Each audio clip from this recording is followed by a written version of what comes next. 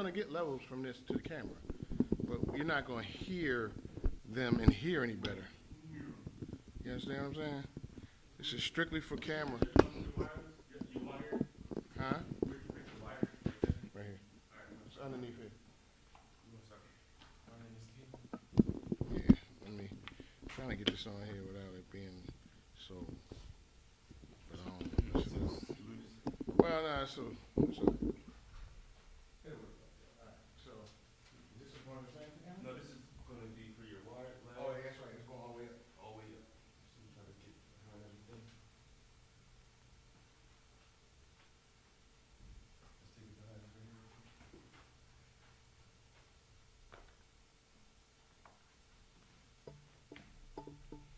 Yeah, I just don't want them to think when they get on this microphone that it's going to make their question sound louder to the person. If these people in the microphone, will that come through the room? It should. This? Now, I was having. Testing.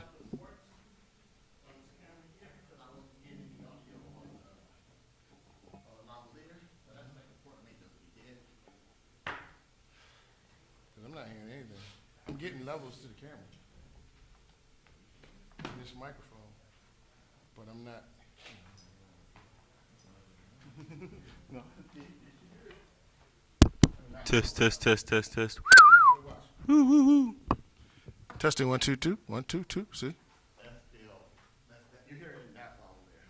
Oh, so this one's not coming through. Yeah, you may just have to run it to the back. This one too. Well, they may just have to do it with one. One mic. Yeah. Because, We should take that down then. Yeah.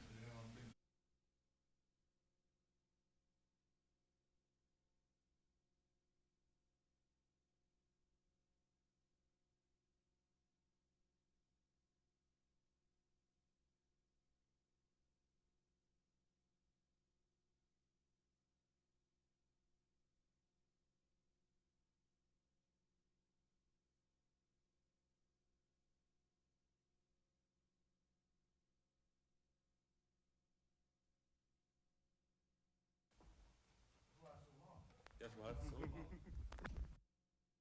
I thought I hit.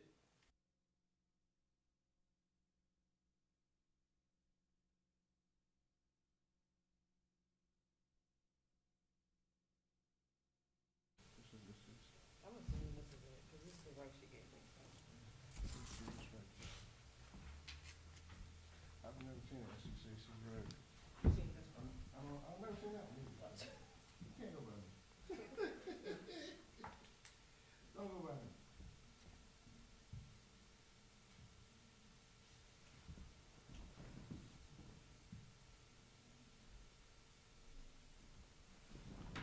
But that might be the whole thing where we couldn't get one because of the symbol that's on it. You know what I mean? Yeah, but I'm not, Symbol isn't symbol. well, if you want it on the stage, you should just set it like where the stairs is, or like, you should put it under the, The only way, you're not gonna see it, really. yeah. But if you want it just for people who are here, you put it on there, they'll see it. But the camera not gonna see it. People will see it when they step up there. Camera will. So you gotta just leave it like, you know, like kinda, Put it on the stage, you have to move the chairs off. yeah. Yeah. I already got one. You got one ran already? Yeah. Right here? This one now. This is, I need a female. Well, right here.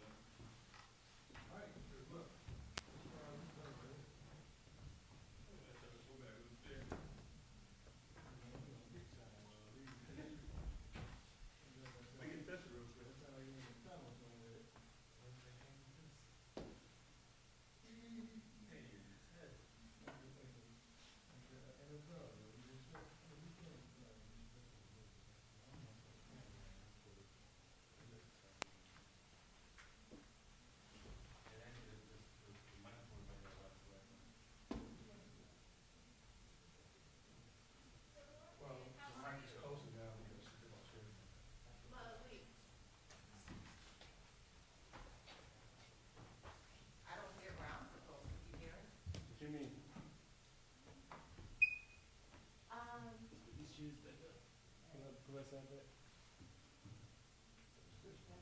All right, that's good. All good?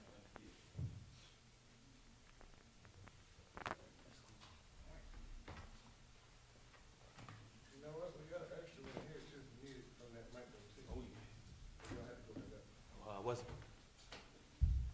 I know how you are.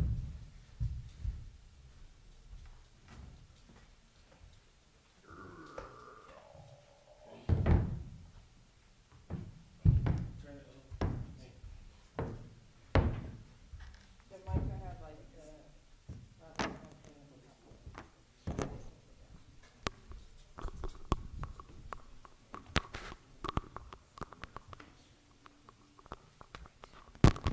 The adapter. Test, test. So you can hear Test. that, right? Through the speakers. Test, test, test. This one needs a pin clip. It might be in that box. This, what box? Right there. Are we leaving that one photo on the floor? No. Simone, can you see if you can find a, We need another stand for that photo on the floor. yeah, maybe even this. All right. I'm gonna steal your stand. Yep, thank you. Adapter, For computer, MacBook? Test, test, test. No. HDMI. Yeah, okay. Delete this. And then, I What don't else? hear my audio. Coming from where? Oh, the 30-minute? Did you tell Luther to play it? I did, All right, when I went over there. I'll go get your cord and then I'll tell him to play it. It should be playing in the room, right? Yeah. All right. Hey, bro. Is there a link that this is streaming on? I believe so. Luther would know that link. Oh, okay, because I asked him a couple of times if he would send it to me. If he hasn't done it yet. Because I have a couple of students that can't make it but Wanna but watch. are doing an assignment on it, so. Yeah, it should be a link. Hmm? You gotta go to it. I guess, I don't know if he had established it yet. I would think he should be by now, though, Okay. because we're about there, so he might have it now. He's in this room right next door, Oh, to the left. That's where the master control is. Testing 1, 2.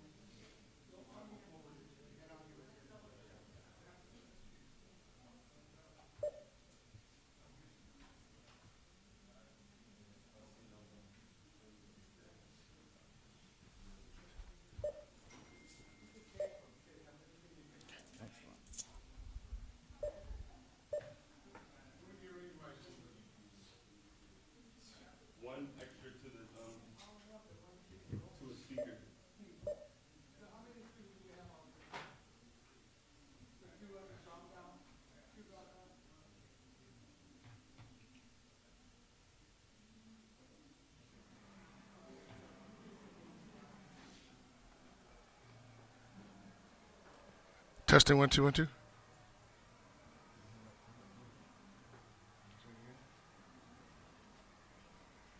Testing, testing, testing, testing, testing. You see me? Nothing. Testing, testing, testing, testing, testing. Testing, testing. Test, test, test. You know what? Is it on phantom power? Testing, testing, testing. Because these mics don't have batteries, so you need phantom power for them. Testing, testing, testing. Testing, testing, testing. Nothing. Nothing. Test, test, test, test, test, test, test, test.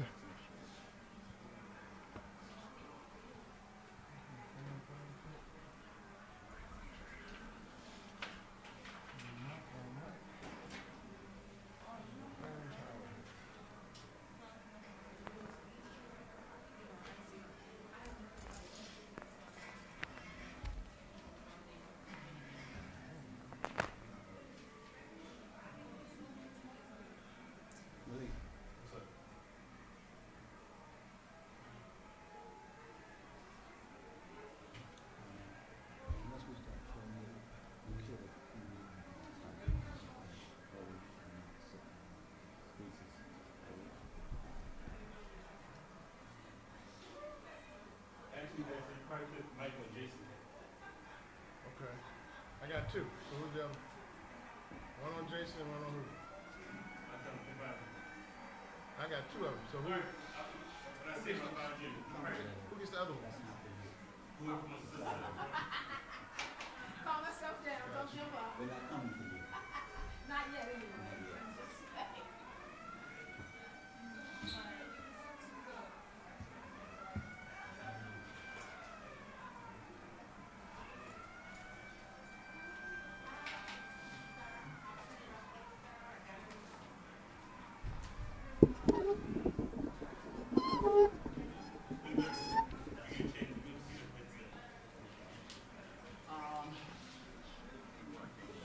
Should be working. Nothing. Nothing.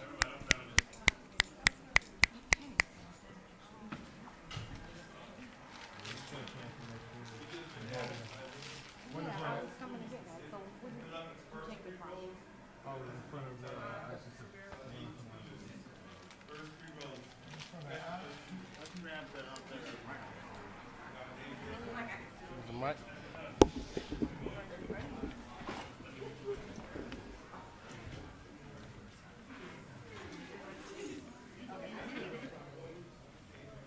Everybody, first two rows will be blue. Is that good in the shot there? Everybody in the first three rows. Because remember, we're projecting out to Utah, Brigham Young, as well as West Virginia. So you have to go to the bathroom, anything like that, just like a regular TV show. And I still, do you need that? Do you want to do the first row? You want to do that? You need him in first row? We shooting first row? Yeah, come on. Get it I would set. say yes. Testing, testing, testing, You guys, testing, testing, testing. this is, we're producing ourselves, really. So if you guys come on that second row. Okay, y'all. We can get you the stage. I like that. Okay. You guys come on. Panelists, let's have you on stage, please. So I need, this is my second call. I need y'all to come into the middle part there. Too much blue. Oh, you're fine. But we want the students. Okay, all right. I need the students to fill in. So I imagine there's the going to middle be spot. moderator. So when they go cut away. Big man. Dr. K, how are you? Very nice to see you. I'll sit on this end. I need you to help me today. I was telling her that this is Pledge Week, and maybe she could say something on the air before she leaves. I would be honored to. You would? Yeah, of course. We got a mic to get out. Over, I will just. Thank you very much.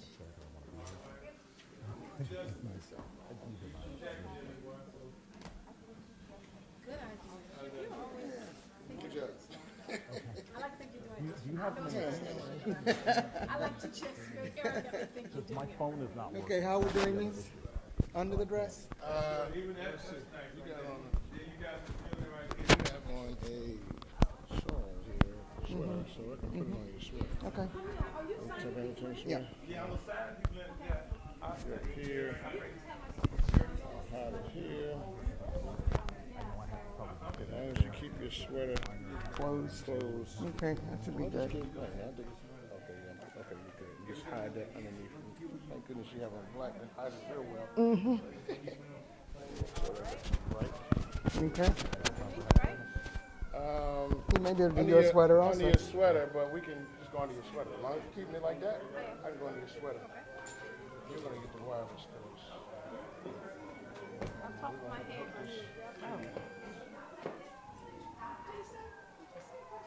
I did not.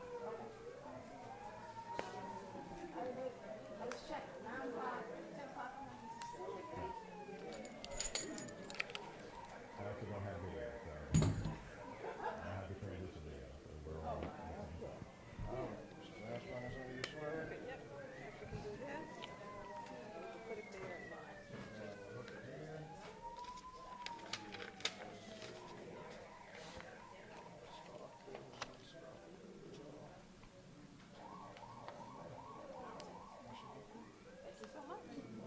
Are you mic'd? And we got No, one not more. yet, right here. Okay, so I'm up. All right. Since you have on that whole dress, we're gonna just do this from behind. That'll be a better way to do Hook that in. it. Yeah, I'm a rapper.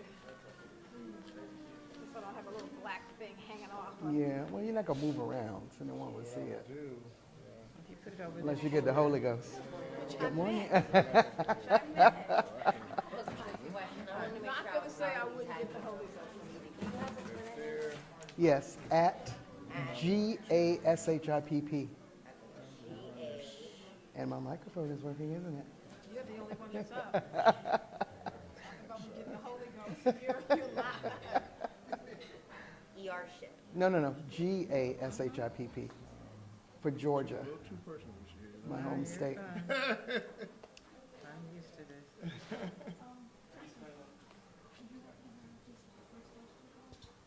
For Twitter. That's the Twitter handle.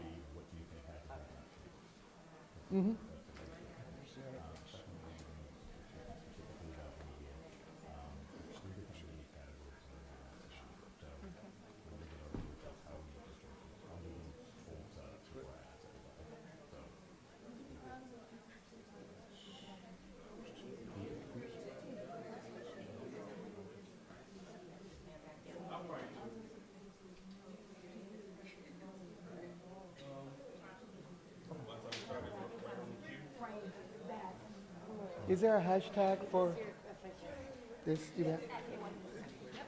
Is there a hashtag for this event? Jason, is there a hashtag for this event? We had one this morning in an email. I cannot remember what. In an email? Yeah, it was sent back and forth this morning. I saw it from Professor Jones. We didn't have Okay, I will look. I was busy trying to get my little airplane thing for tomorrow morning. Yeah, I want to make sure that we are tagging you. I don't hear her mic either. 1098. 1098 7654321. I'm just trying to see if we hear you in the speakers. Can you? I hear something. This room has been notoriously bad for people to be able to Yes, I hear. can hear you. Yeah, yeah. Yeah. And also, did you get orange juice? Were you able to get? I'm sorry? Oh, that's okay. I think I'm. I mic here. Yeah, just take it upstairs. I was just trying to get some water so I don't spit on people. But Whatever the back and forth was, it's not in an email that I was part of. okay. Thank you. I appreciate it.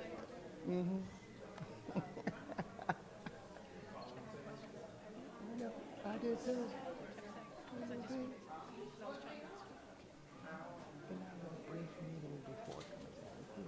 He was talking about he wanted to compare Kerner with other stuff. You should have done this stuff before. So it's the hashtag Kerner plus 50. I haven't seen anything. It could, we were asking. Dean Wickham, what is the hashtag?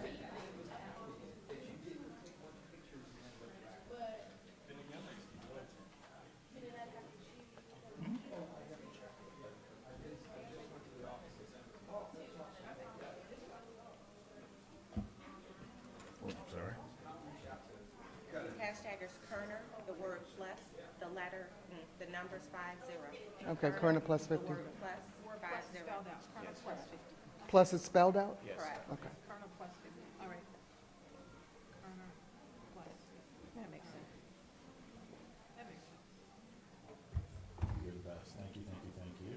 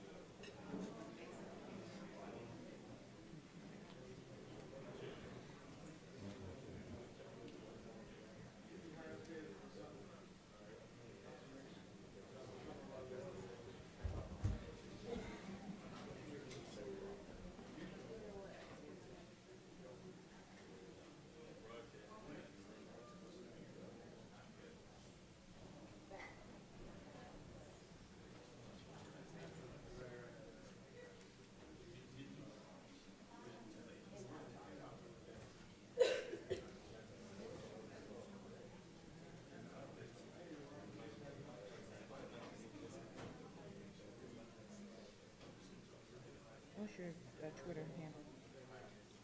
At GA Ship. Mm-hmm. And I'm at KAYE Whitehead. Good morning. At Rochelle Riley. Well, that's simple. Same. KYE, KAYE.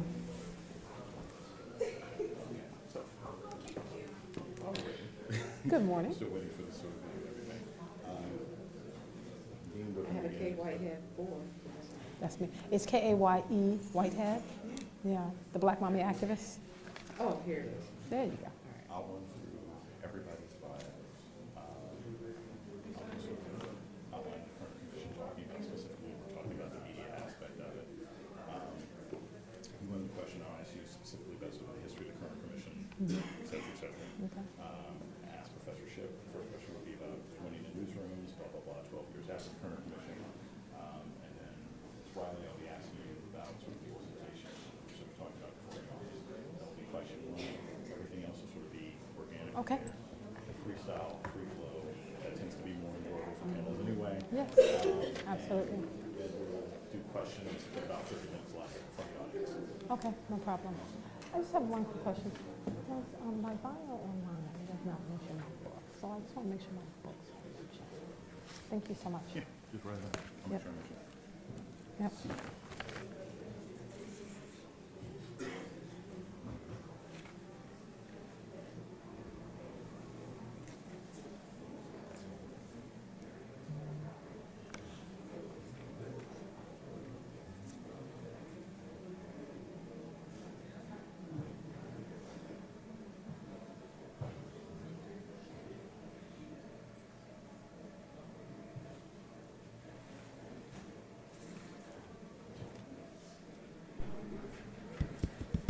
There we go. Testing 1 2 1 2 1 2. Testing 1 2 1 2 1 2 1 2. 1 2 1 2 1 2 1 2 1 2 1 2. 1 2. And now I'm getting stuff on this mic. This mic is not working.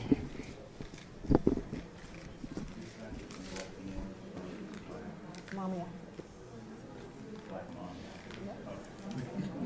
Oh, the publisher is what?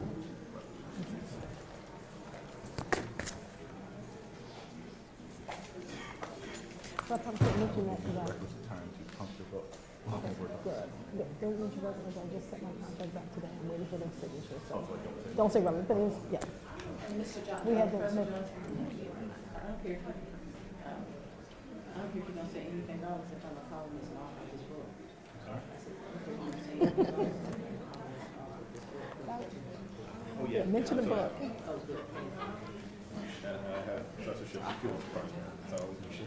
No, okay. That's not a small thing, please.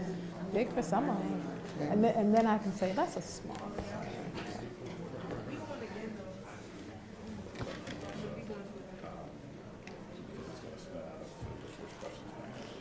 Has anyone here actually been on the ground covering and uprising all right? Yes. Kind of sort of here in Baltimore. Kind of, Sort of yeah. pretty great on it. I mean, if you're talking about, The best is. right, but when you say uprising, are you, well, you said right, but uprising in terms of, are we looking at Black Lives Matter? Because I'm, of course, not talking about 1967, I'm talking about. Thank you. Well, pretty great. Yeah, Freddie Gray. And actually, my book, Race Brave, is all about that. Yeah, pretty great. That's what I'm talking about. Yeah, Any of those things. yeah. All right. So that's what I was going to ask. If you've been in any monitors, a lot of talk, because again, a lot of it is about coverage and the perspective of you all. Something that happened recently. Just want to make sure. It's warm in here, y'all. It is warm. I feel good, so there's a solution.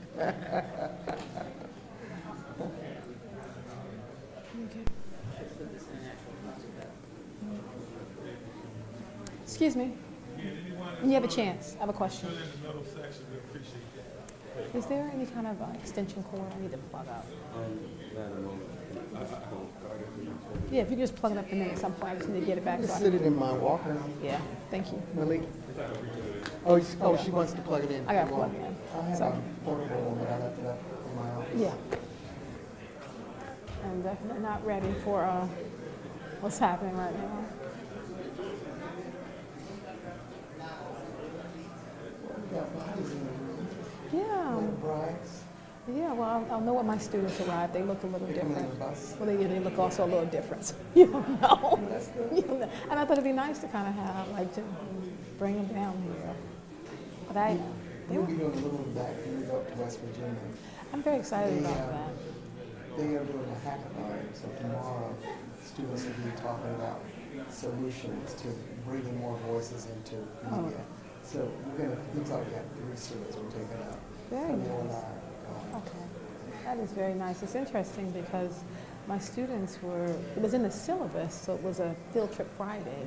And so my 9 a.m. students were ready, and they were actually very disappointed that they had to have class at 9 rather than and then my 10 o'clock students were like, well, if it doesn't start till 10:30, we've got to, because I can only take an hour of their time, right? But I'm like, that's fine, my 11s will be here.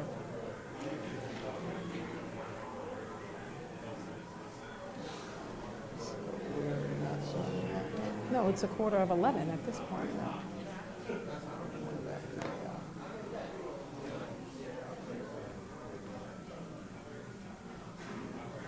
So, Professor Johnson, so even if we start at 11, it's still a hard 12 stop, right? Because we have to throw it, or you don't?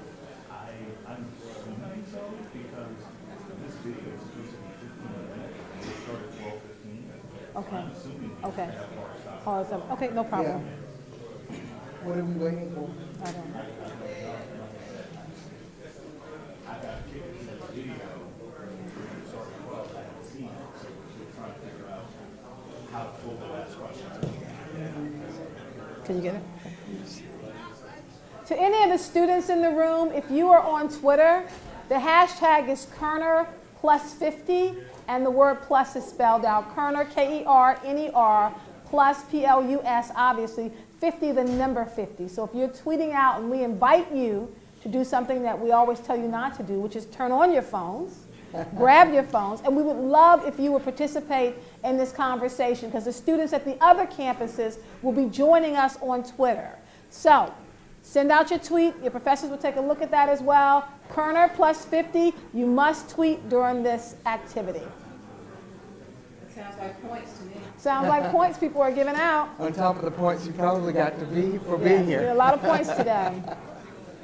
But it's also a chance to participate. Let's not forget that the Library of Congress catalogs all tweets, so years to come, what you're putting out now actually makes a difference. That's the only form of social media that will be available 100 to 150 years into the future. Twitter is the only form that's being cataloged by the Library of Congress. So when you send out a tweet into this universe, you think it doesn't matter, it actually does. Because in 100 years, when they want to talk about what happened at Morgan, at Kerner Plus 50, your tweet will be what they will look at.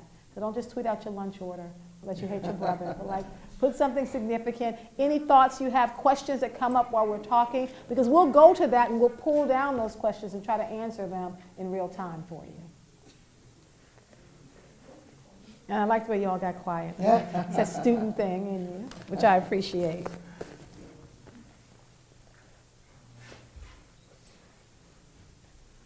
Are you all hearing well in the back row? There's like an echo there.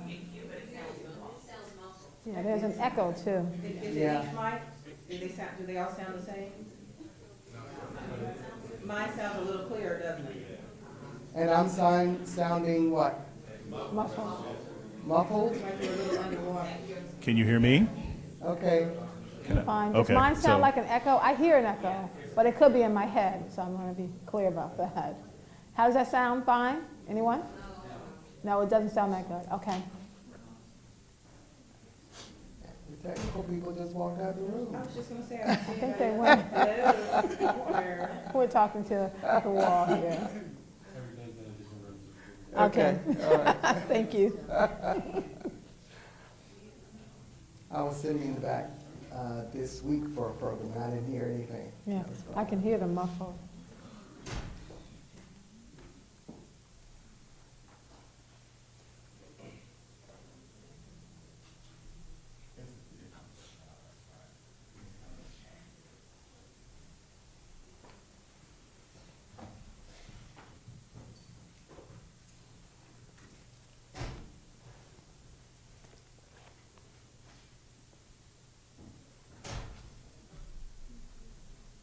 Anybody want to sing a song?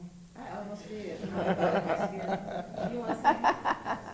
Give us somebody, give us some entertainment. Or maybe drop a few lines, do a rap. A little beat poetry here. Yeah. Spoken word artist. Everybody shy. So I'll be able to get that right before we start, right? The phone, I'm gonna need it right before we start. So hope, yes, thank you.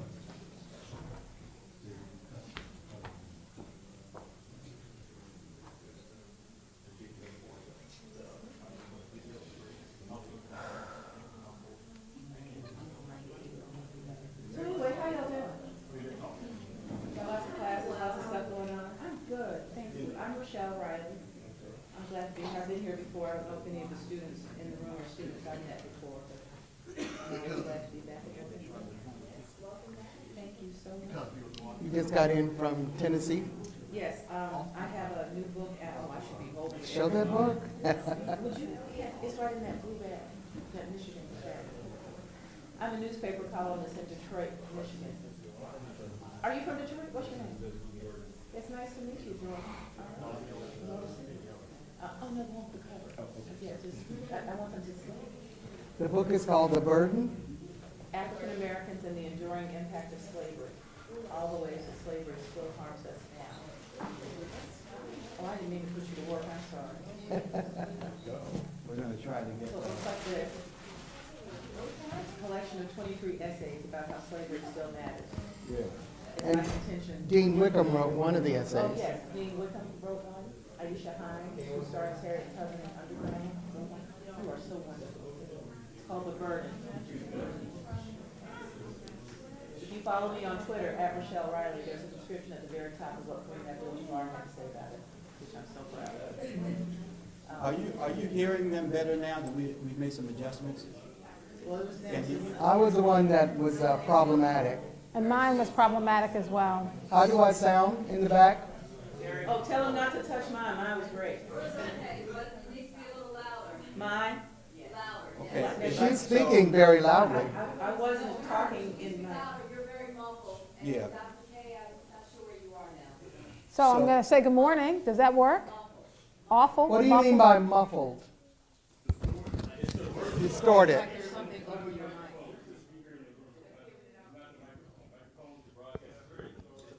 Okay, listen, one of the things I'd like you to do, just move a little closer, please. We have a technical problem. Online, it sounds perfect.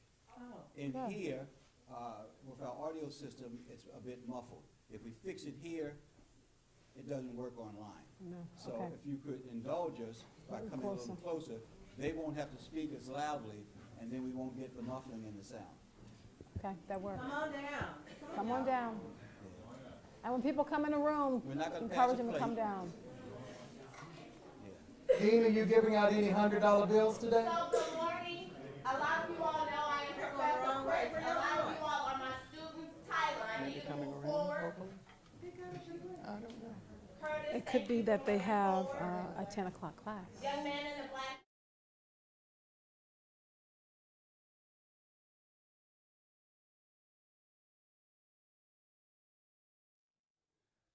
Young lady with the braids that's behind everyone I asked to move forward. I also need you to move forward, please, and thank you. Thank you. All right. Get some juice here. Young lady, I need you to move forward, please.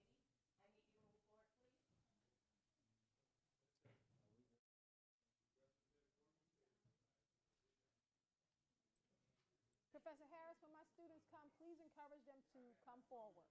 Yes.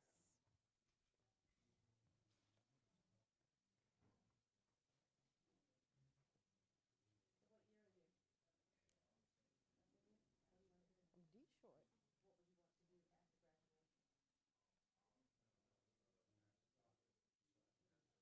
Ty.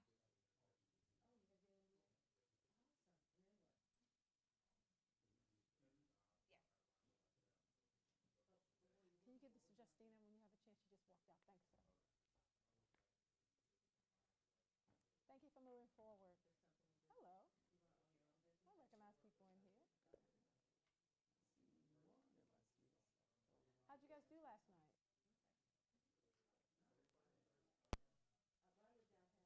You weren't there? Okay. Are you there tonight? Okay. Oh, that's pretty good. Yeah. How'd you do last night? Okay. Yeah, last night fundraising for Faraji's show. Oh. What does okay mean?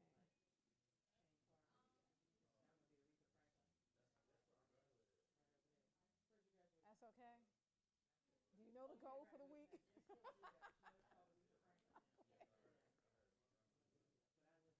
And so a show did make zero. I was like, I almost wanted to give them a donation. I know. Yeah. But you helped out. It's been a very good week for our show. It's been a very good week today with Dr. K is rolling. It's my understanding that until the makeover, they really weren't doing that well with this whole fundraising thing. So I think we're still building the culture. Yeah, and people were giving. I know on my show, that last hour, I think we raised over $3,000. People were giving, but you have to tell them, give. But interesting is that the black community is the most philanthropic community in this country. But you have to just church. Just my sorority, just my, hey, this is also something you have to spend into. Yesterday, after reading the show, we need to figure out a way to get the churches and other organizations to adopt, somehow adopt. Yeah, that's actually a good idea. Take a day, and it'll be the sororities day, or maybe. Yeah, that's a good idea. Some way To keep it going, because the idea that it If I potentially could won't just be get everybody's going. attention for a minute, I just want to also make this announcement. Once we begin, we're going to try to squeeze as much information as possible out of all of these brilliant people. And I know you guys are going to have a ton of questions. What I would like you to do is sort of contemplate or sort of write down what your questions are as they're talking, because I don't want to cut anybody short when we get to the Q&A part. So when we move from sort of my panel discussion to the audience, we're going to have somebody who can run through, put a microphone in your face. Please make sure that you have your question ready. And also, and this is something that I say in front of every single academic environment, there's a difference between a question and a comment. We're trying to get the question please try to be as succinct as you can and have a very specific question for either all of the panelists or an individual panelist. The more sort of succinct and organized you are in your questions, the more we can get to before we hit our hard out at 12. Good morning. Let me first begin by apologizing. Thank you for bearing with us. We had some technical difficulties as we tried to balance out the sound in the room with the sound that's going out on the live stream. And we certainly want to make sure that as our signal goes out, the sound in the live stream is good. And we perfected that, and we tweaked as best we can the sound in the room so that you as well can enjoy this session. Good morning, I'm Dwayne Wickham. I'm the Dean of the School of Global Journalism and Communication here at Morgan State University. 50 years ago, a commission was created by President Lyndon Johnson, and it issued a blistering report on the causes of the scores, in fact, hundreds of racial disturbances that broke out across this country in the decade of the 1960s. The so-called Kerner Commission warned that our nation is moving toward two societies, one black, one white, separate and unequal. Today we join with West Virginia University's College of Media and Brigham Young University's School of Communications to engage our students and the viewers of this live stream event in the discussion of our nation's response to this grave warning. Over the course of this day, you will hear from students and panelists at this mostly black university, from participants at a mostly white rural university, and from our colleagues on the campus of a Western religion-based university. Our goal is not simply to talk about race in America from our unique perspectives, but also to listen to what others have to say on this subject. It is in listening that we hope to find common ground and meaningful solutions to this nation's original sin.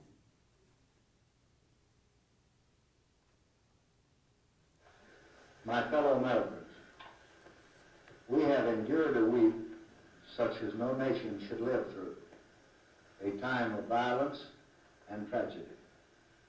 For a few minutes tonight, I want to talk about that tragedy, and I want to talk about the deeper questions that it raises for us all. I am tonight appointing a special advisory commission on civil disorders. Let there be no mistake about it. The looting and arson and plunder and pillage which have occurred are not part of a civil rights protest.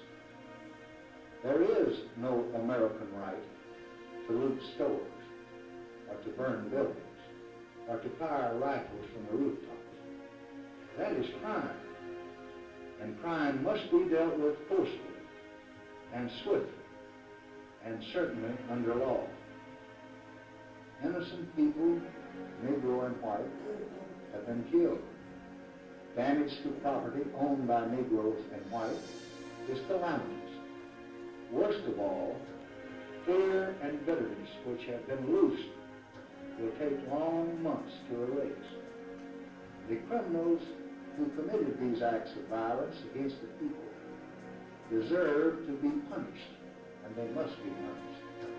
But when violence strikes, then those in public responsibility have an immediate and a very different job, not to analyze, but to end disorder. That they must seek to do with every means at our command, through local, through police and state officials, and in extraordinary circumstances where local authorities have stated that they cannot maintain order with their own resources, then through federal authority that we have limited authority to use. And to those who are tempted by violence, I would say this. Think again. Who is really the loser when violence comes? neighborhood is made of shambles. Whose life is threatened most? And if you choose to tear down what other hands have built, you will not succeed. You will suffer most from your own crime. You will learn that there are no victors in the aftermath of violence. The apostles of violence, with their ugly drumbeat of hatred, must know that they are now heading for ruin and disaster.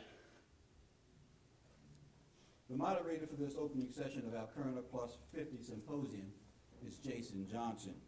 Dr. Johnson is also an associate professor here at Morgan State University in our School of Department of Multimedia Journalism. You may know him well from his appearances on MSNBC. Dr. Johnson.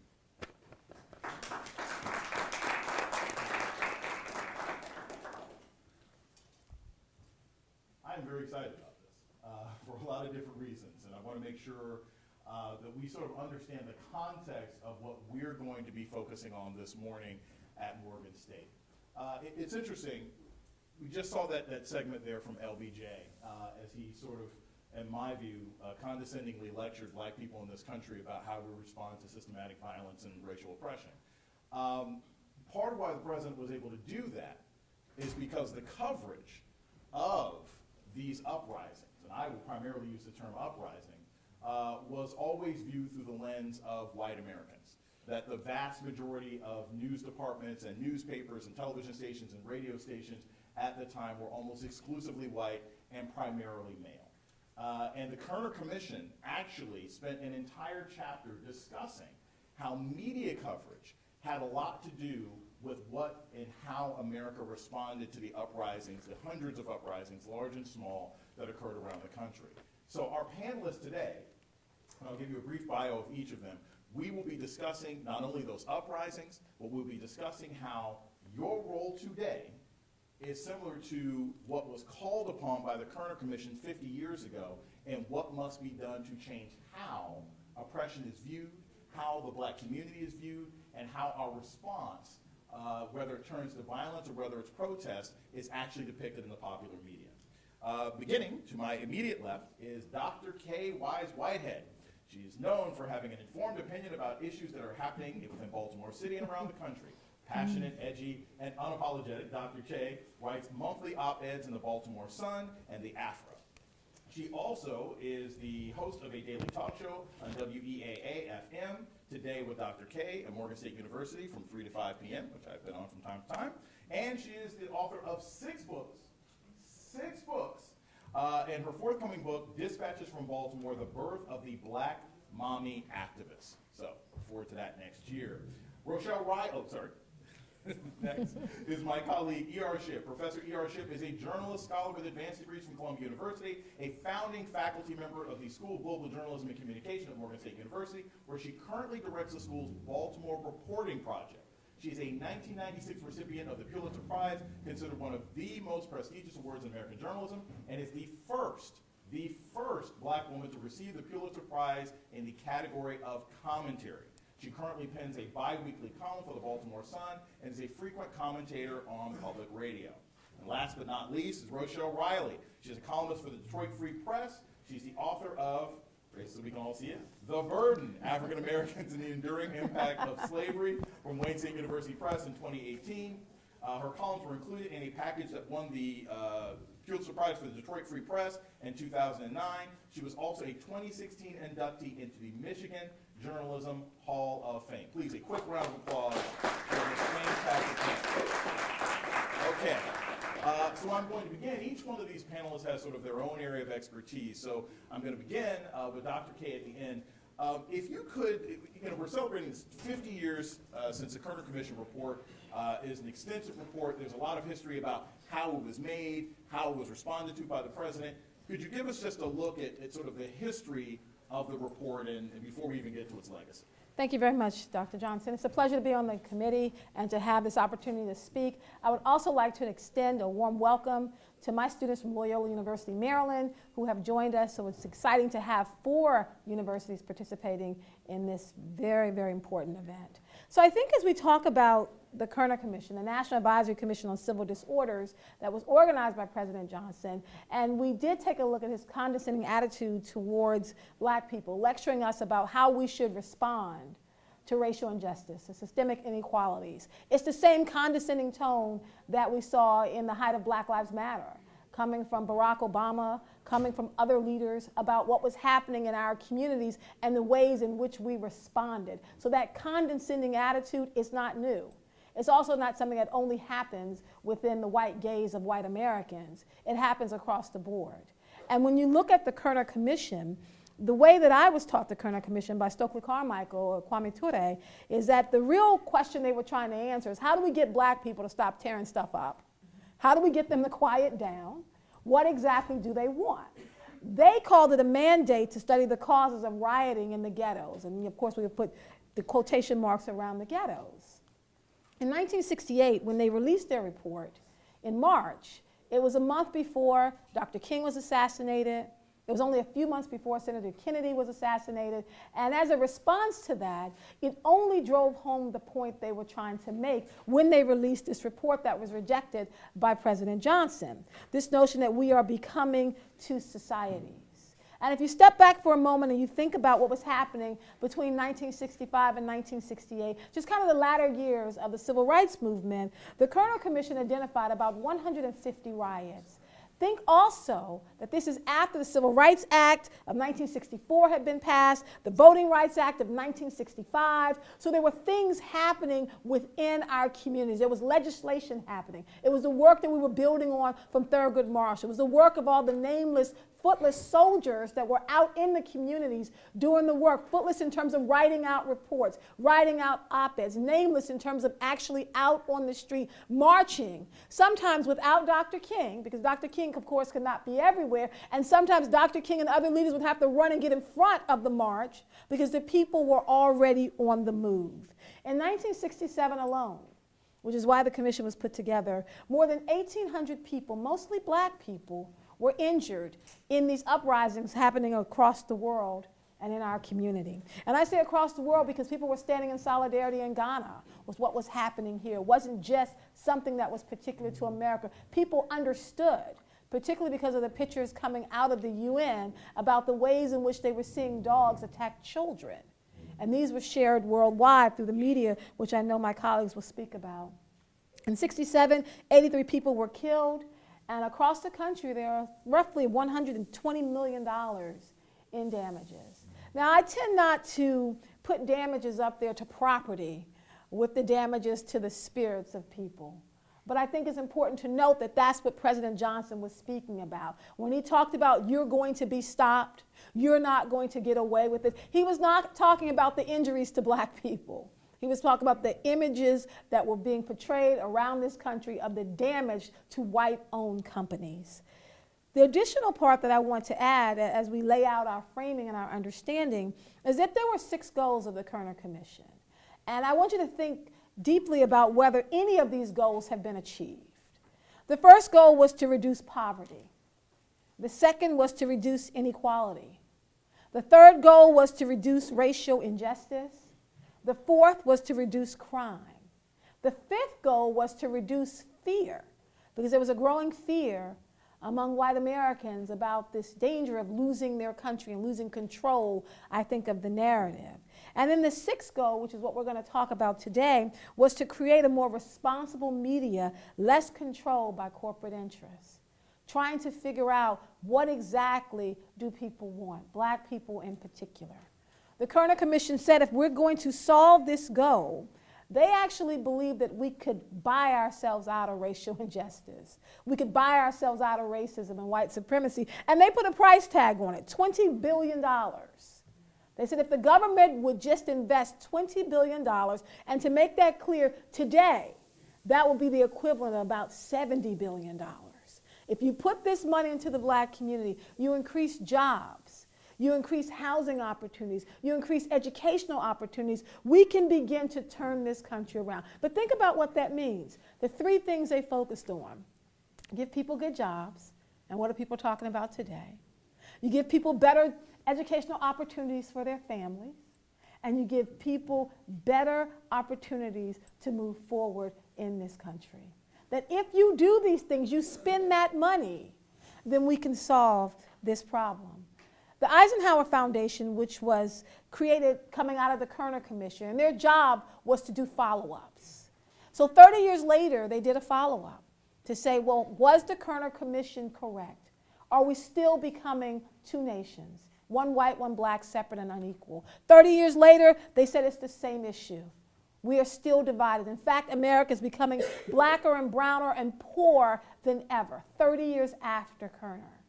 They did a follow-up again in 2008, after the election of Barack Obama. They said perhaps this country is really moving towards a point where we are coming together. And what they found in 2008 around the issues of poverty and injustice and the rising mass industrial prison system, that things were worse in 2008 than they were when the original Kerner Commission came out.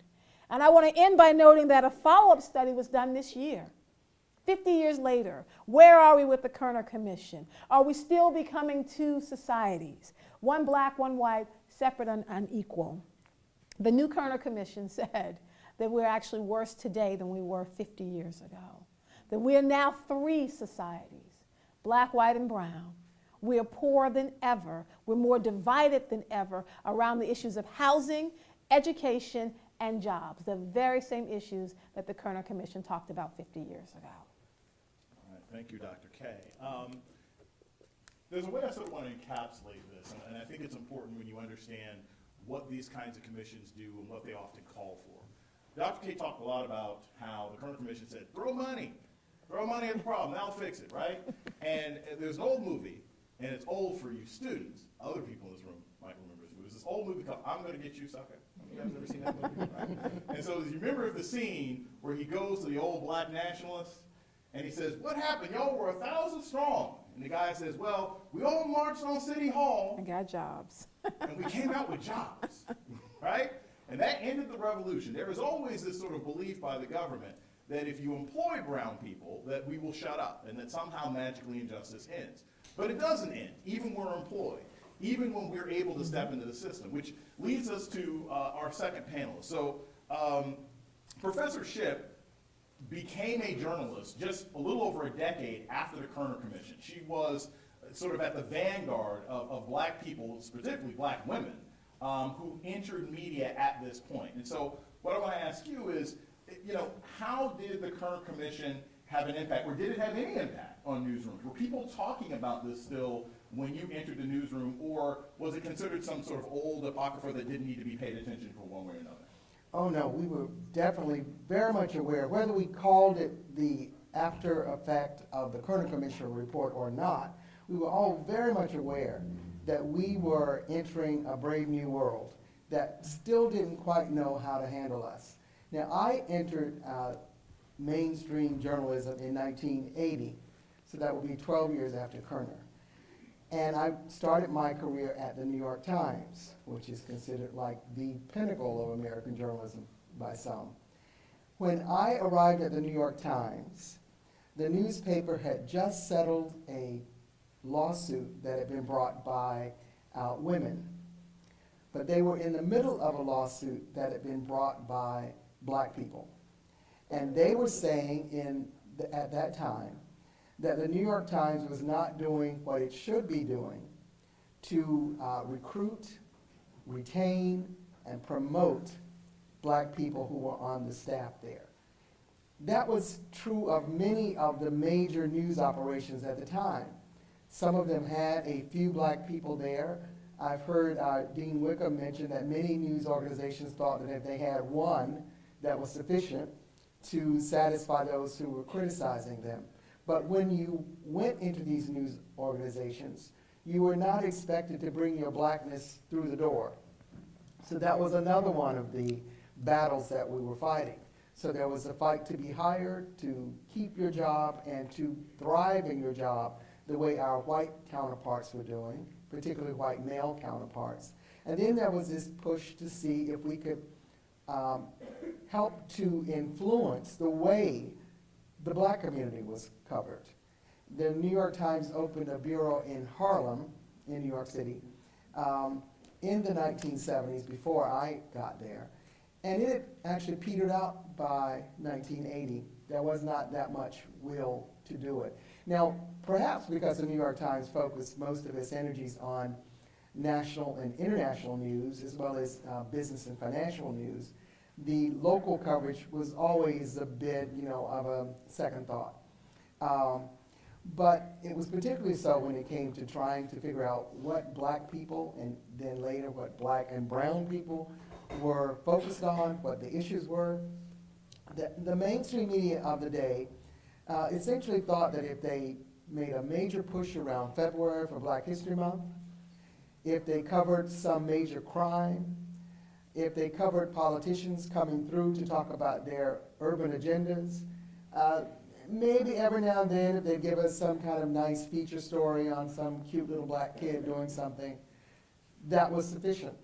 So that battle continued throughout my time at the New York Times, which was 13 years, and it was going on in other newsrooms around the country, both in newspapers, television stations, and radio stations. It's a battle that continues as media begins to try to figure out where it's going in terms of how it's organized, how the news is distributed. We're finding that the question is still here: how do you recruit, retain, promote people of color, and how do you cover the communities? I want to add something to this, something I've mentioned in some of my classes, and I strongly encourage you all to look up this story. And it's great in particular because Professor Shipp was at the New York Times. It is absolutely essential to remember exactly what she said. It's not just about hiring. It's about how African Americans are recruited, how they're retained, how they're promoted. There's a really compelling story about how this continues to fail from about 15 years ago with a guy named Jason Blair.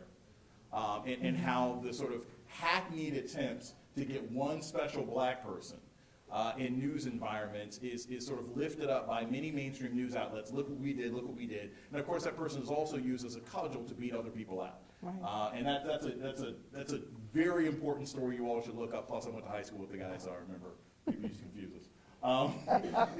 It was really strange. And with that idea in mind, Rochelle Riley has a lot of experience with the American Association of News Editors, and the idea that even when you get black reporters, right, even when you see black people on television, even when you see the Don Lemons of the world or this person or that person making a comment, much of news is still determined by the men and occasional women who are upstairs. And so I'd like Ms. Riley to talk a little bit about the American Association of News Editors and how things have or have not changed in the sort of back rooms of media, the editors and the managers and the publishers. Thank you, Jason, and I'm really thrilled to be here to talk about this. I want to start by saying that I view the Kerner Commission report, particularly the chapter that it devoted to blaming the media, I treat it the same way that I do the annual report that women make less than men for doing the same jobs.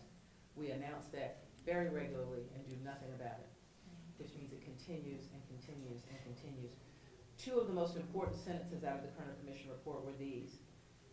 Their investigation established that virtually every major episode of violence was foreshadowed by an accumulation of unresolved grievances and by widespread dissatisfaction among Negroes with the unwillingness or inability of local government to respond.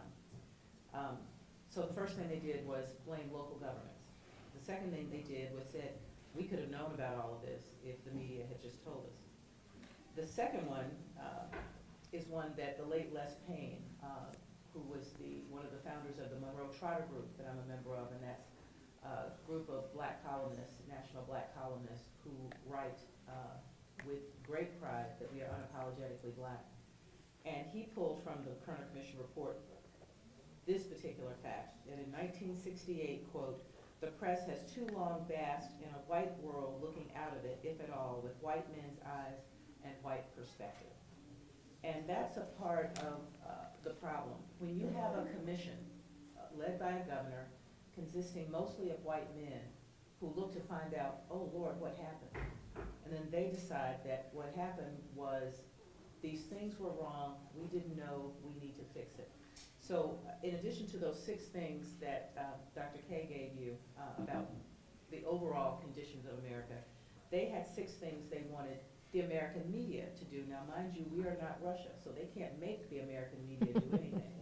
But what they asked them to do with great aplomb was to expand coverage of the Negro community and race problems through permanent assignment of reporters familiar with urban and racial affairs.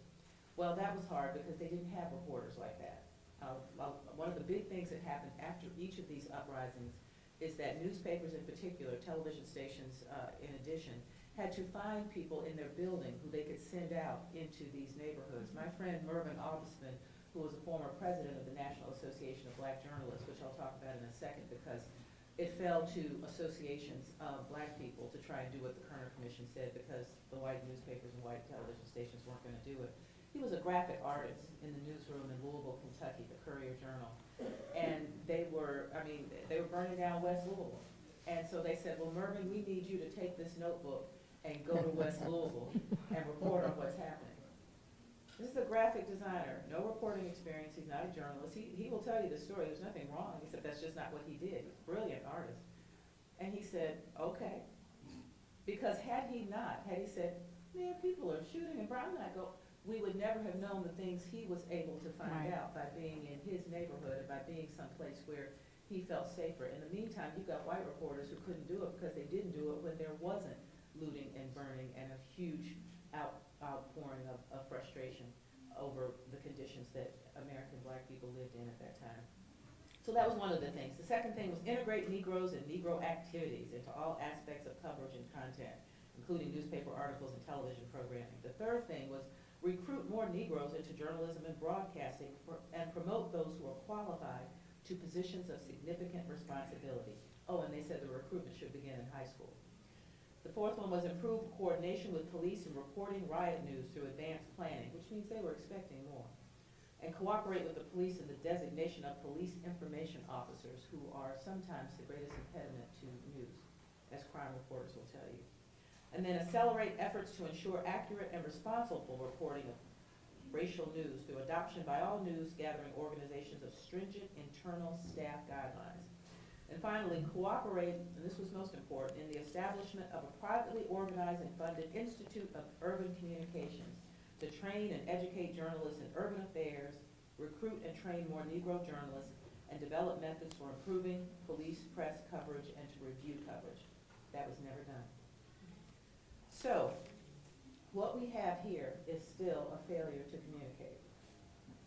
And the great myth that we have lived with in the United States is that this commission of these so-called smart men, there were some women, but mostly men, said that we were moving to be a separate society, one black and one white, as if we were ever not a separate society, one black and one white. We have never been a united society in America.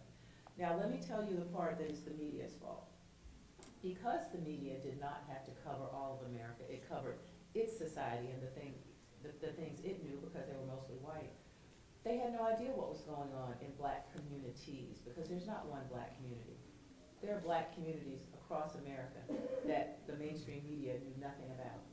They didn't know what people went to church to talk about. They didn't know what the political standpoints were. They didn't even know what some of the cultural activities were, which is why we have in this country this terrible miseducation system where children of all races don't learn anything about black Americans, which is why they continue the myth that, well, black Americans haven't done much, except these hidden figures that we pull out every now and again, genius. And white Americans did most of the work. Now that we're discovering that's not true, it's impossible to continue to hide that. So the Kerner Commission was, in large part, a PR stunt. It was supposed to be something that really got to the heart of what was wrong with America and what could be fixed. But most of the fixes were left to the local governments that weren't going to fix them because they were implicit in segregation and discrimination. And to the media, which didn't have to do anything because they didn't belong to them. And we still deal with those exact same problems today. Okay. So I want to piggyback off of two things that our last two panelists said, and then head to one of the other sort of key moments or key elements of this commission. So one, both Dr. Shipp and Ms. Riley talked about, you would black people were brought in. The commission would advise bringing black people in and integrating them into different parts and types of newspapers. But as we all know, and there's a political science term for this, it's called all skin folk ain't kinfolk. Just because you bring black people into a newspaper or a television network doesn't mean that they care anything about black people. And in fact, I can speak, and I'm sure everybody on this panel can speak without dropping specific names, of all sorts of black people who end up in front of the camera and writing, who actually disdain black folks. But they're put in those positions because it's a convenient way for a newspaper or a radio station or a magazine to claim that they're actually doing something. The reason this is significant is because while the Kerner Commission was a result of trying to assess what the root causes were of uprisings 50 years ago, we've had similar things happening in this country in the last 3 or 4 years. With Ferguson, with Baltimore, with LA, with parts of Cleveland. There have been uprisings in places that we haven't even been hearing about. And in large part because most newspapers and magazines still don't have people who are willing to go to these areas and talk about anything that's going on. So this is key because one of the results or one of the conclusions of the Kerner Commission in the media section was they said that the newspapers oftentimes use scare headlines that were completely at odds with the more moderate content in the story. So what that means is Baltimore burns, and then actually it's about one block, right? What it means is Ferguson on fire. I was there. It was one street, okay? And so what I'd like to ask the entire panel is, what are your experiences with covering, instances of uprisings or political protests in the black community? And how did your reporting contrast with many of the mainstream messages that you might have seen on television? To give a quick example, I literally remember being in Ferguson during the riots. I was tear gassed, and then going home and watching it on the news. Now, it was dangerous, but it was one small part of a fairly small town. I went home, I watched CNN, I thought it was a No Church in the Wild video. It was ridiculous, right? I mean, it wasn't even close to what was actually happening. So I'm curious if the panel has those kinds of experiences, and if you could share those with the audience. Well, I enter into the conversation a little bit differently because I'm not a journalist. It is something that I have started to do. I was the editor of my school newspaper, and I remember when I began to cover what was happening with Black Lives Matter. As a historian, I would lock myself in the archives. I studied 19th century black women. I was very happy and felt very safe there, hoping to kind of buy myself out of any racial injustice that my sons might one day encounter. If we lived in the right neighborhood, if we go to the right schools, we can, kind of escape what was happening in this country until Trayvon Martin was killed. And it was a stark realization for many folks like me that you cannot educate yourself out of racism. You can't buy yourself out of racism. It is the reality of what it means to be black in this country. And I couldn't figure out what to do. And so I began to call a lot of my college professors, who many of them are retired. I called Dr. Skip Gates, who's not retired. I'm like, Dr. Skip, what do I do? He said, didn't you once write for a newspaper in college? I'm like, yes. He said, well, then why don't you do that?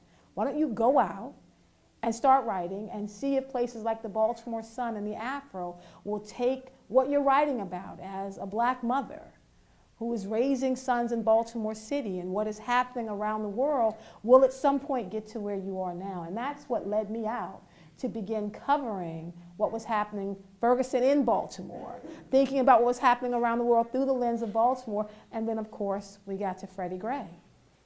And being out there with my sons, pulling them out, and we were marching and writing every single day and submitting it to any newspaper that would take it. If newspapers rejected my op-eds, I'd put them up on my website. My sons would take them and post them in schools. But it was about our perspective of what it meant to live in Baltimore City, to watch the narrative around Baltimore City get framed, and to realize that the Baltimore they were talking about only existed in certain communities. So when they enacted a curfew in Baltimore, actually going out in the street and doing the hashtag curfew not in my area, and going around to predominantly white and privileged communities saying there is no curfew here.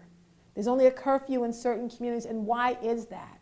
Beginning to investigate food deserts, and that is what really led me to doing the work I do with the Afro and the work I do with Today with Dr. K, wanting to have a voice and bringing my perspective as a black mother raising teen boys in Baltimore City, understanding that what happens around the world actually impacts Baltimore even more, that we are a microcosm of America, and seeking to use the outlet. So that is how I enter into kind of my journalistic ways, but coming in as a writer and a mother who's just concerned about wanting to control the narrative so that the narrative doesn't control the future that my sons might have one day. I remember, I want to add to this, and this will spring into a question for Professor Shipp. You know, I remember being in Ferguson, and when you talk about when people actually live there and are from the community and how that reporting changes.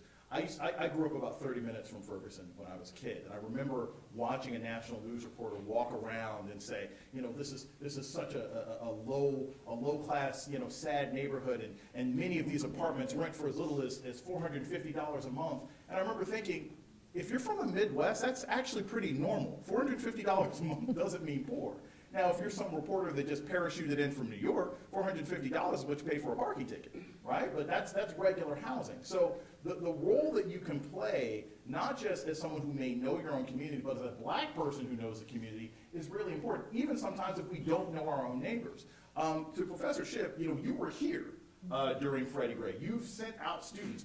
What kinds of missions, what were you trying to do when you were teaching classes and assigning students and doing your own coverage of what happened with Freddie Gray here and sort of the revolution in the aftermath? Well, when I first discovered journalism, I was in high school. I helped to integrate my high school in Georgia.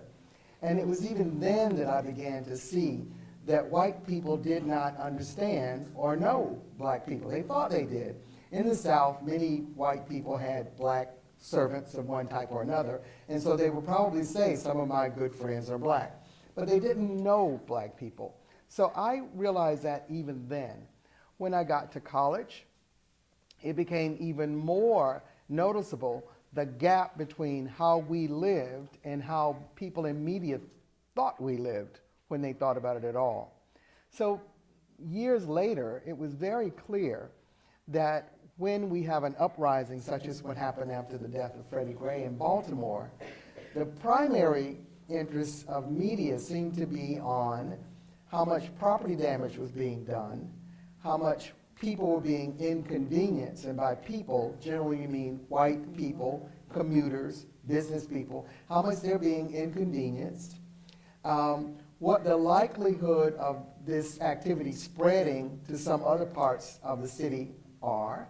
And so it was never really about who the real people were who were being harmed, either by the police, and oftentimes it's something precipitated by police, or who were being harmed in the communities during these uprisings. There was not much interest in what led to the disturbances, who the people were, how they lived, and so everything was kind of superficial.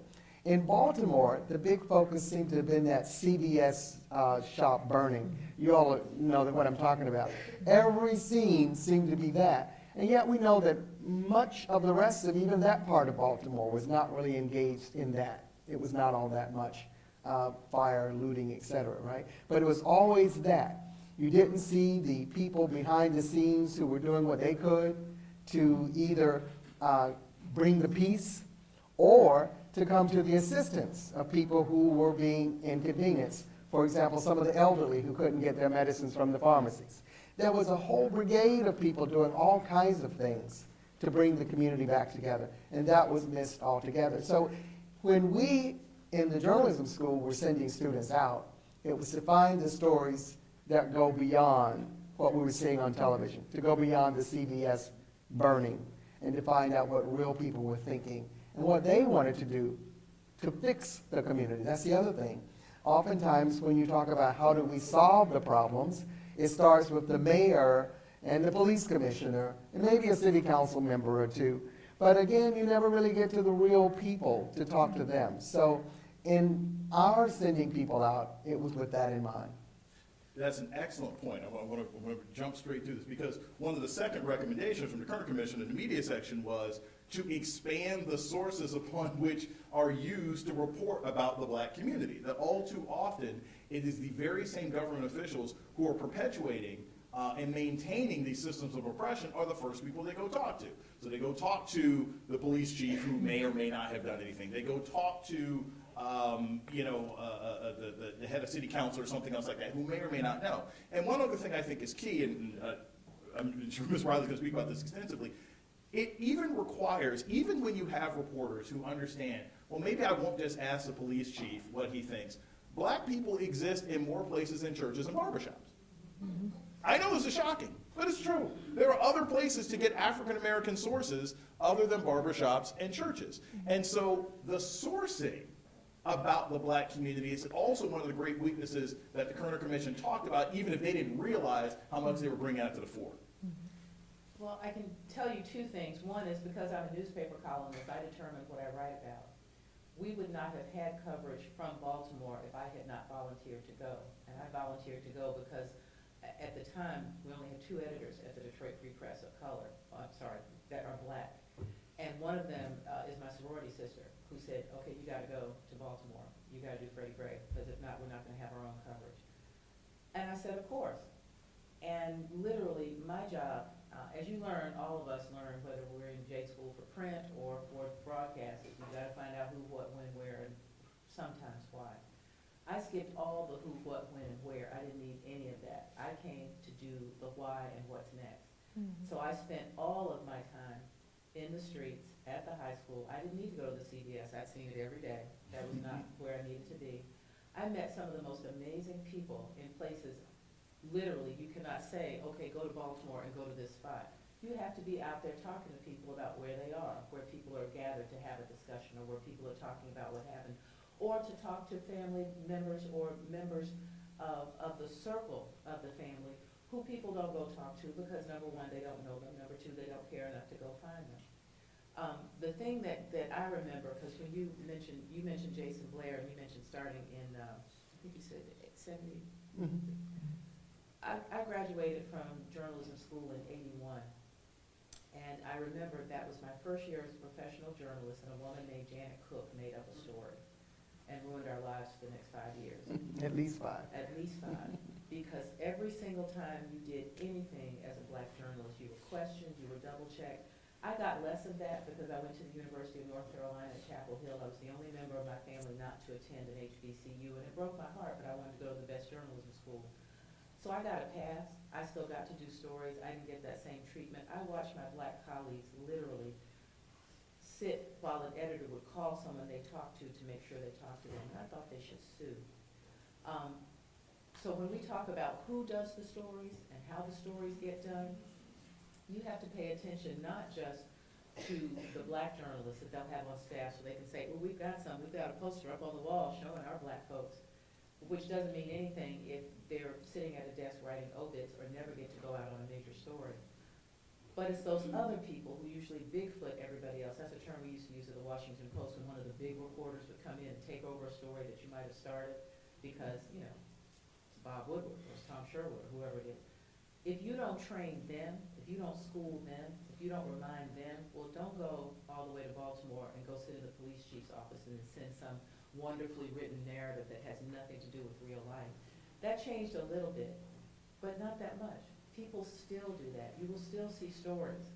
You're going to see stories about the pipe bombs for the next 2 weeks that will have nothing to do with the fear of people who had to handle them, the people in the neighborhoods around them. There are folks who, if this plot had happened, could have been killed, who will never be in any news story on CNN, but who are scared to death about what's happening because this is going to continue. They found Cory Booker's, this morning. So at some point, it's not going to be because of the Kerner Commission report, because as I said, that was an exercise in trying to show that they were doing something. It was a circus act. What you have to do is figure out who's going to step up and say we really have to change things.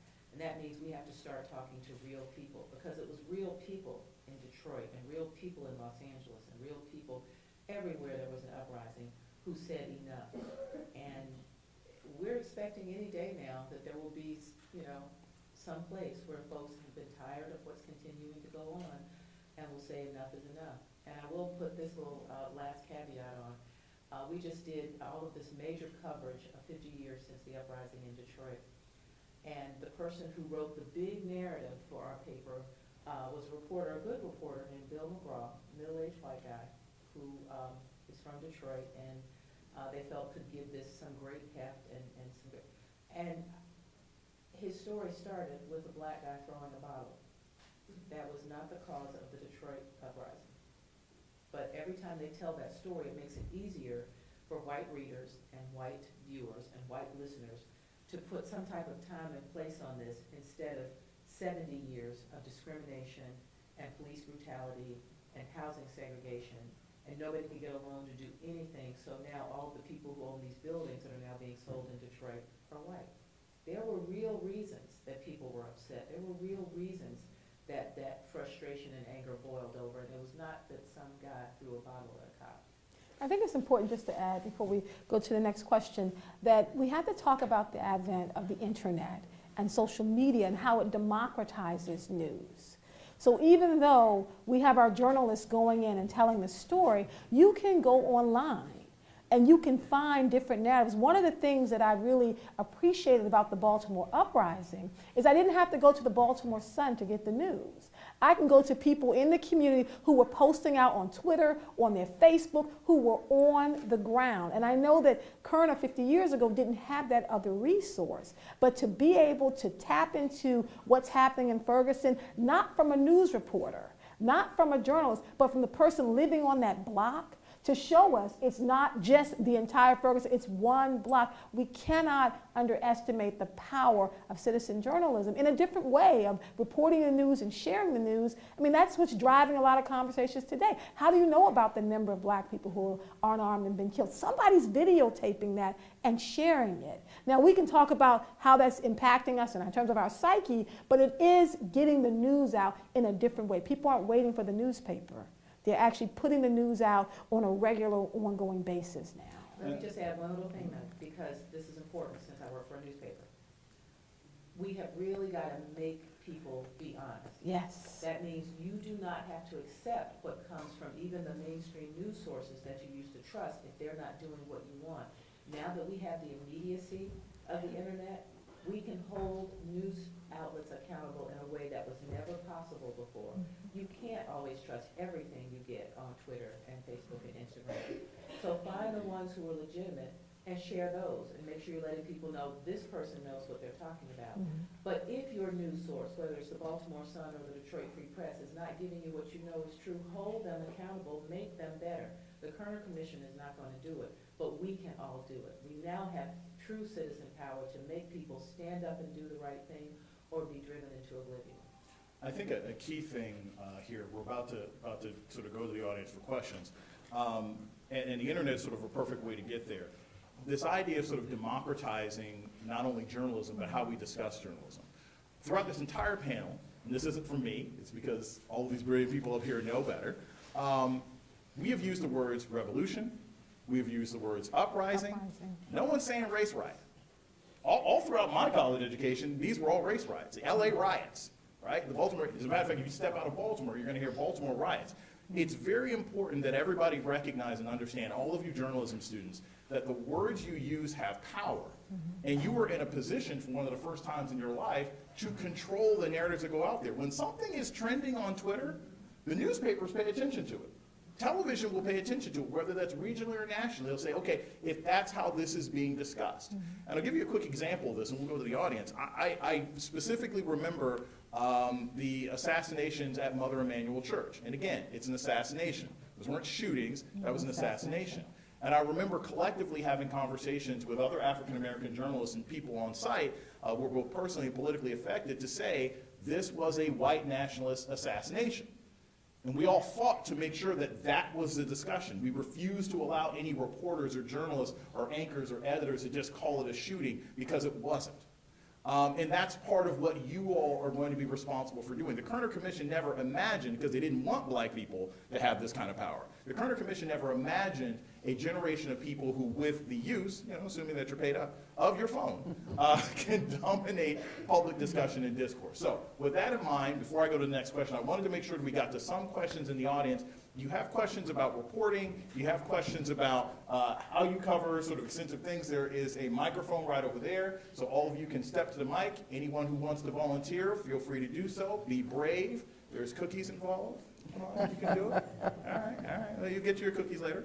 So what I want to ask about that is, what does social media do to, or how would you, how do you think the Kerner Commission would respond to the idea of social media, right? All of their discussions about, how media should change. They, of course, never envisioned citizen journalism the way that we can engage in it now. They never envisioned something like Black Twitter. They never envisioned dozens upon dozens of African Americans at the local level beginning as activists, transforming into citizen journalists, and then getting hired at reputable news sources. How do you think the internet has changed what their suggestions were, what their complaints were 50 years ago? Well, for one thing, I think they might not have envisioned this, but the notion that we need a diversity of voices is definitely what we're seeing through the advent of social media. It's also a way that mainstream media can begin to diversify its sources. That was another one of those suggestions. Sometimes you will find that mainstream media editors and reporters will turn to social media not only to find out what's going on, but to begin to determine who are some of the people they can call upon as sources for the future.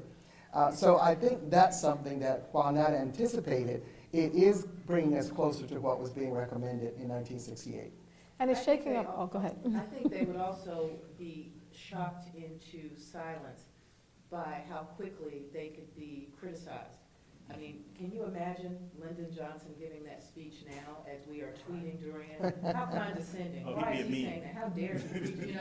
All of that would be immediate when there was a time where not only would they get away with it, there would be criticism the next day, or even, decades later, we just get to the point where people are talking about not just the report, but the officials who demanded the report and thought they'd done something great, like they're patting themselves on the back. Or we still talk about the Kerner Commission report as if it's this reputable, wonderful thing where people are trying, when nobody's doing anything really. I mean, not really. Now, I don't want to dismiss some of the efforts that were made. Les Payne, in that piece that he wrote about the Kerner Commission report, cited Newsday as an exception to the rule because that Long Island newspaper hired a bunch of black folks, including him, and he was a longtime editor, a Pulitzer Prize winner, and wrote a column.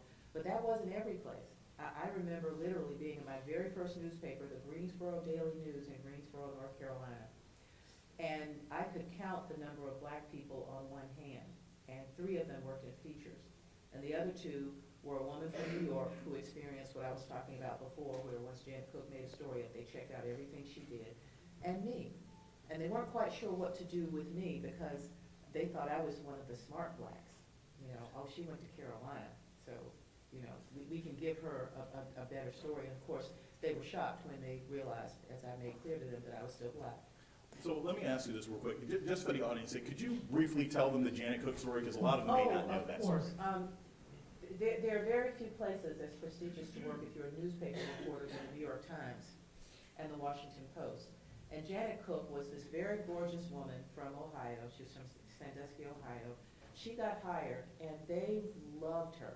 They loved everything she did. She was actually a great writer, great narrative, could do things. So she decided that she was going to do a story where she would find out just how bad the drug situation was in Washington. And she went in search of a family so she could find some impact on a family. And she came back and said she found a family where the little boy in the family, who she called Jimmy, was hooked on drugs. He helped his mom, when she was doing whatever she was doing. He would shoot up, just the horrific story. It was the most amazing story of the year about this, I think it was an 8-year-old boy named Jimmy. In Washington, D.C. And it won the Pulitzer Prize. And after it won the Pulitzer Prize, the Washington Post learned that the story was entirely made up. There was nothing about it that was true. But such was the pressure on this woman that she decided that she had to live up to this reputation that she was getting at the Washington Post, and took it a step further and created a story that was what they would want. And they took the Pulitzer back. The last I heard years ago was she was working at a department store in Ohio somewhere. I don't know where she is now.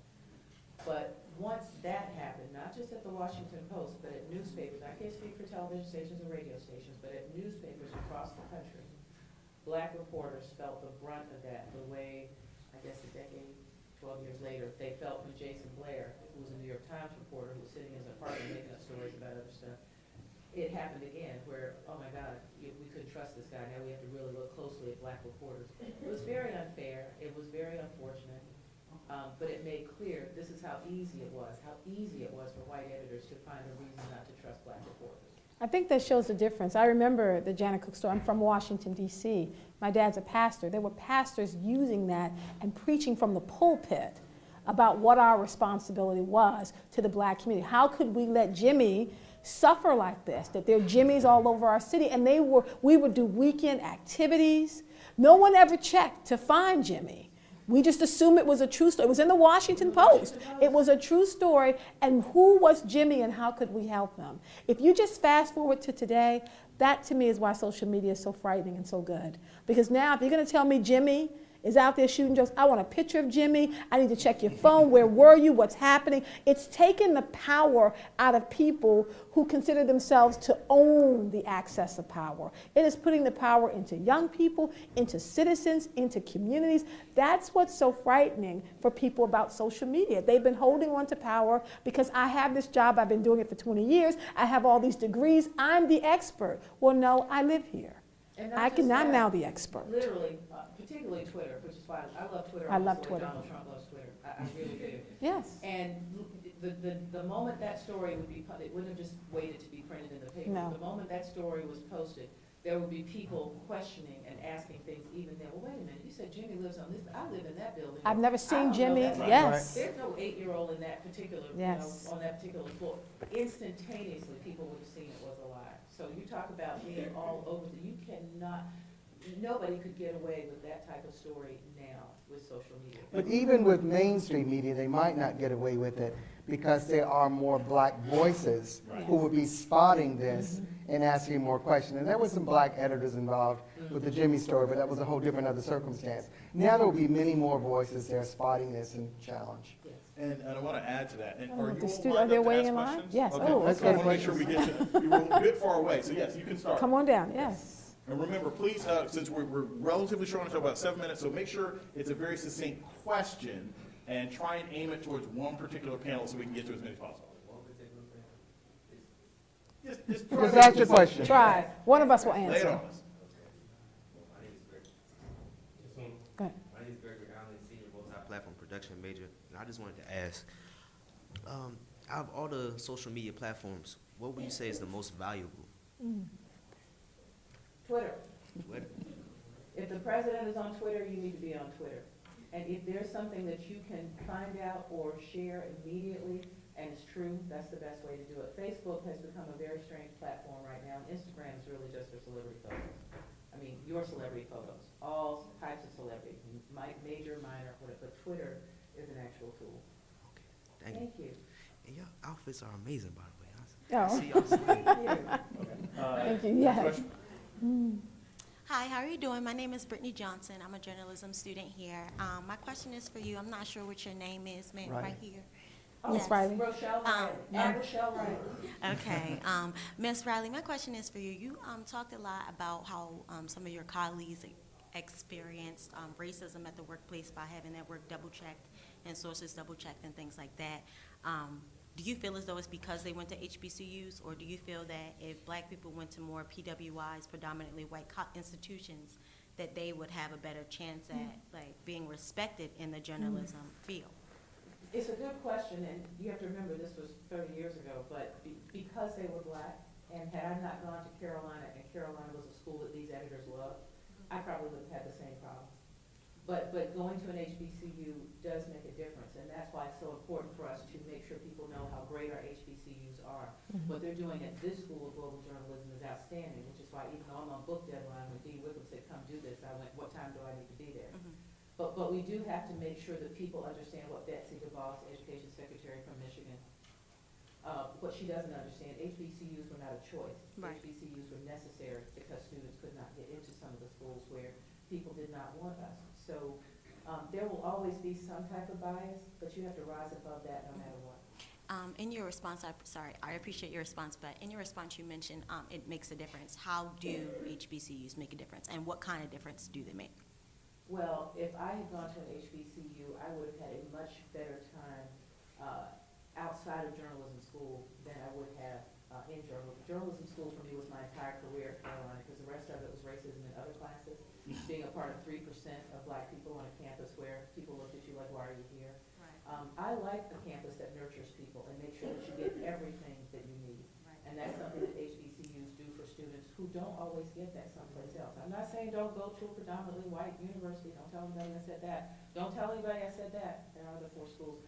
I'm just saying that there are things that you can get when you are being trained by people who care about you that you don't always get someplace else. I went to an HBCU, and I just want to back that up. I went to Lincoln University in Pennsylvania, and I often tell people, out of all 4 of the institutions I received, with all the degrees that I have, my HBCU was holy ground for me, because I went to a place where I never had to think about being the other. I never had to have my words questioned every time I spoke in the classroom. I never had a fear that I would be lost in the crowd. I never had to question, am I here just because they're filling a quota? Every time I walked on the campus and I saw everyone from the president to the person working on the grounds looked like me, and it just leveled the playing field.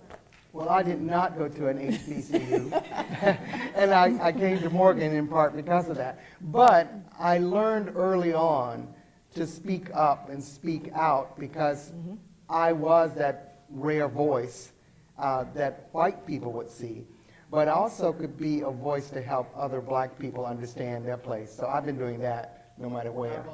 And I want to add to that, because we're going to have to probably wrap up in a minute. Not only is everything every panelist said absolutely true, particularly jumping off of what Ms. Riley said. Yeah, so my doctorate is out of Chapel Hill. Racist people don't care. they don't care. They don't care what kind of school you went to. People are going to behave the way that they're going to behave. I always sort of give this example whenever HBCU students are concerned about how we're viewed or whether our work will be seen. Back when black people were slaves and we worked every single day until we died, white folks would hold scientific conferences about how lazy we were. What we actually do in reality has no bearing on what occurs in the white imagination. What's important for you is to get whatever education you can out of any institution that you happen to be in and use it to the best of your ability. The particular strength that you will get at an HBCU, and I can say that as somebody who was taught at multiple HBCUs with my PWI education, is simply this. You will be in an environment where under the best circumstances, because there's good schools and bad schools of all kinds, but under the best circumstances, you will have people that will tell you the truth. You will have people who will tell you how to be the best in your profession under all circumstances. You will not suffer through the benign neglect of having some condescending white person who's liberal find you to be the special one and not give you the kind of work, feedback, and challenge that you need to be the best that you can be. That is actually the greatest struggle that we face when we go to predominantly white institutions. So that's always something important for all students to remember. With that in mind, we are pretty close to the end of our program. I know we have a hard out at 12. First and foremost, I want you guys to give a huge round of applause to our fantastic panelists. And a couple other things I just want to say at the end. I think it's extremely important. I know some of you guys are here at these panels because it's for extra credit, which is great. All my students are going to get extra credit, ones who are here. But this is also a really, really good learning opportunity. You guys are in a school of journalism. Look up Janet Cook. Look up Jason Blair. Watch the movie Shattered Glass about Stephen Glass, which I've shown in my classes. There are so many things about how journalism works and so many great journalism films out there and references that this panel has made that I hope you guys will carry with you once you leave this room. I strongly encourage all of you to watch the rest of the programming that's going to start. We have a short film that's going to happen around 12 that you can watch online, and then we're going to kind of hand off the baton to a next institution. There are also opportunities for you guys to discuss things with these panelists here. They've got books. And my They've got books students are that here. are coming. They've got Yes. books with them now that you guys should purchase. Thank you all so very much for your time, and we will see you again soon. So can my Loyola students come down? Okay. That is true. The streaming will continue, and I